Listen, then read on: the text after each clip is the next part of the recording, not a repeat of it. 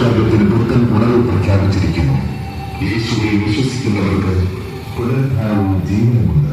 യേശുക്രിസ്തുവിന്റെ പുനരുത്ഥാനത്തിൽ വിശ്വസിച്ച് നിത്യജീവനും രക്ഷയും പ്രാപിക്കാം. പ്രത്യാശയുടെ പൊൻവെളിച്ചം പകർന്ന് ലോകത്തിന്റെ രക്ഷയ്ക്കായി, മാനവരാശിയുടെ മോചനത്തിനായി യേശു ക്രിസ്തു ഉയർത്തെഴുന്നേറ്റിരിക്കുന്നു. നിങ്ങൾക്കേവർക്കും മണവാളി ഈശോയെ സഭയുടെ 1000 ഉയർപ്പിൻ ദിനാശംസകൾ.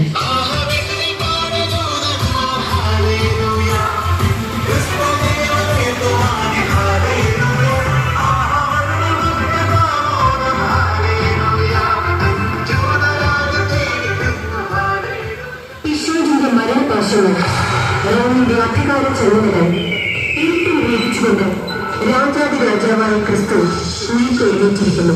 കർത്താവ് പറയുന്നു, ഞാൻ തന്നെ പുനരുത്ഥാനവും ജീവനുമാകുന്നു. എന്നിൽ വിശ്വസിക്കുന്നവൻ മരിച്ചാലും ജീവിക്കും. നിങ്ങൾക്കേവർക്കും മണവാളി ഈശോയെ സഭയുടെ 1000 ഉയർപ്പിൻ ദിനാശംസകൾ. ഇസ്രായേലിൻ നാഥൻ വന്നു ഭൂമി,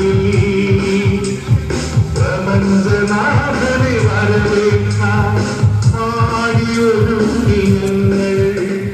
യേശുക്രിസ്തുവിന്റെ മരണവും ഉയർത്തെഴുന്നേൽപ്പും ഒരു യാദൃച്ഛിക സംഭവമല്ല. ഇത്